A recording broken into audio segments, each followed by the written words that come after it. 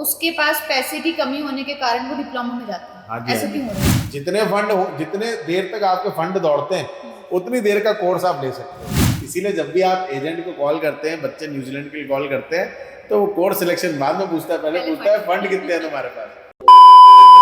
Hello everyone, welcome back to our new podcast. तो आज फिर से हम हरप्रीत सर से बात करेंगे न्यूजीलैंड के रिगार्डिंग। एक नई वीडियो हम आपके लिए लेके आए हैं कि न्यूजीलैंड में अगर कोई अपनी स्टडी प्लान करता है डिप्लोमा के लिए, बैचलर के लिए या फिर मास्टर्स के लिए, तो जो फंड्स का क्राइटेरिया है वो कैसे आपके कोर्स ड्यूरेशन से डायरेक्टली प्रोपोर्शनल है।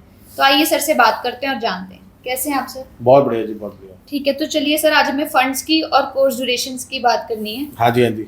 ठीक है, तो मान लीजिए अगर कोई डिप्लोमा में जाता है, हाँ जी, हाँ जी। डिप्लोमा छोड़िए, आप कोई अगर बैचलर के लिए प्लान करता है आफ्टर 12th, तो उसके पास पैसे की कमी होने के कारण वो डिप्लोमा में जाता है। हाँ जी, ऐसा हाँ जी। क्यों हो रहा है सर? तो वो ये एक विचित्र चीज है इस कंट्री में, कि विचित्र भी है और अच्छी भी है। मैं तो कहता हूँ अच्छी चीज भी है। देखो भाई, जिसने आपको इनवाइट करना है, बिल्कुल।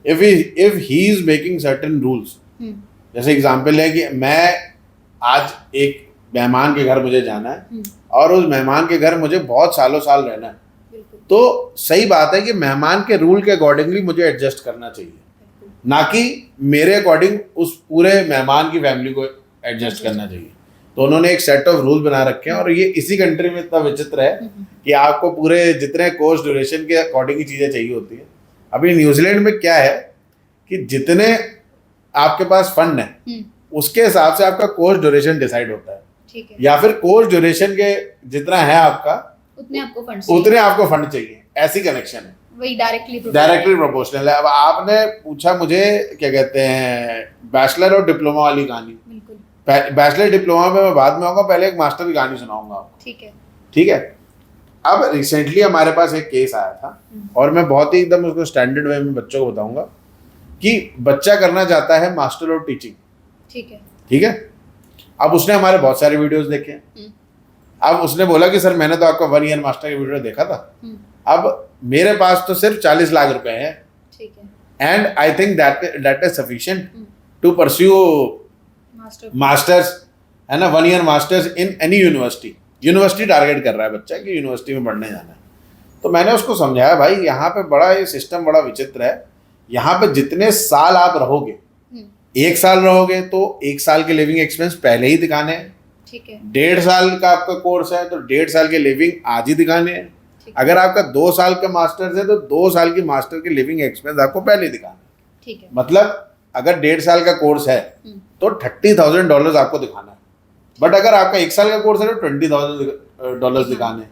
तो काफी एक डिफरेंस आ जाता है। अच्छा, इसके साथ साथ आपको फीस भी पहले दिखानी है।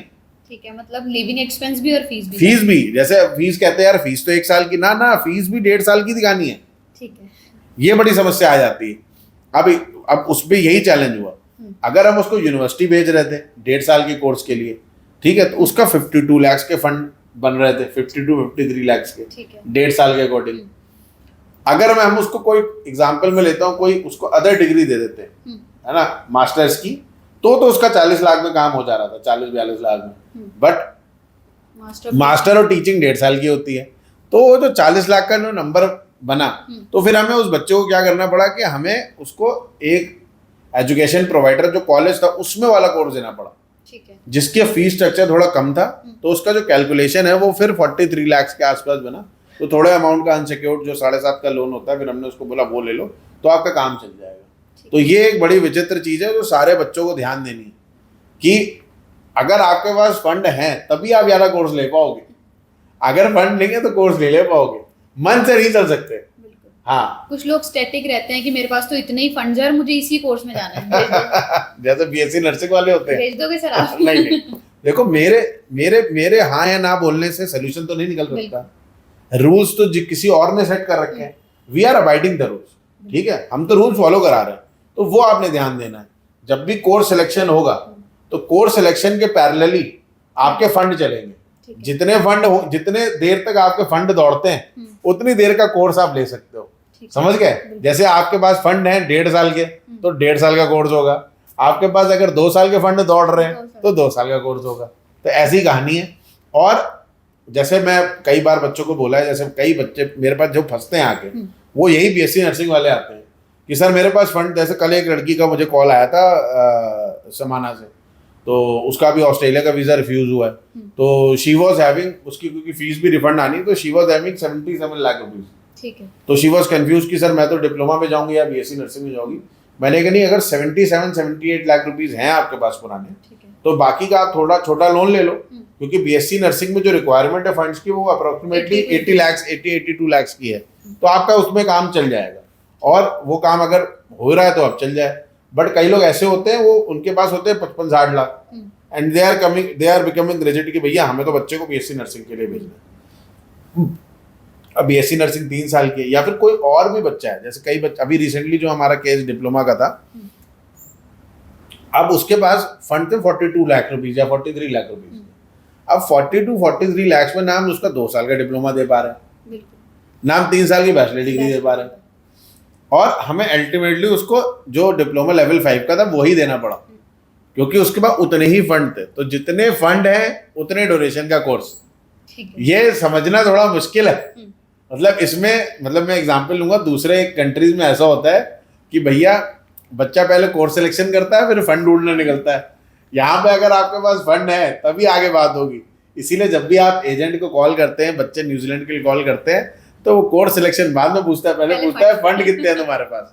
तो ये एक रीजन है। तो चलिए सर, क्या बात है, बहुत अच्छे से आपने बच्चों को समझाया, उनको भी समझ आया होगा, उनके दिमाग खुले होंगे कि फंड्स के लिए क्यों पूछा जाता है उनसे जब भी उनकी न्यूजीलैंड के रिगार्डिंग कोई क्वेरी आती है। जी।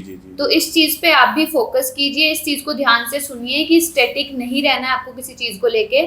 अगर आपसे फंड्स पूछे जा रहे हैं, वो इसलिए पूछे जा रहे हैं क्योंकि आपकी जो कोर्स ड्यूरेशन है वो फंड्स पे ही डिपेंड करती है। तो thank you so much sir. तो अगर आप भी अपनी न्यूजीलैंड की जर्नी प्लान कर रहे हैं तो फंड्स पे अपने ज़रूर ध्यान दीजिए, और आज ही हमारी टीम को कॉन्टैक्ट करें और अपने सेशन भी ऑनलाइन बुक कर सकते हैं। और इवन जो नीचे दिए गए नंबर हैं उन पे कॉल कीजिए और हमारी टीम से अपनी जो प्रोफाइल है उसको शॉर्टलिस्ट करवाइए। Thank you.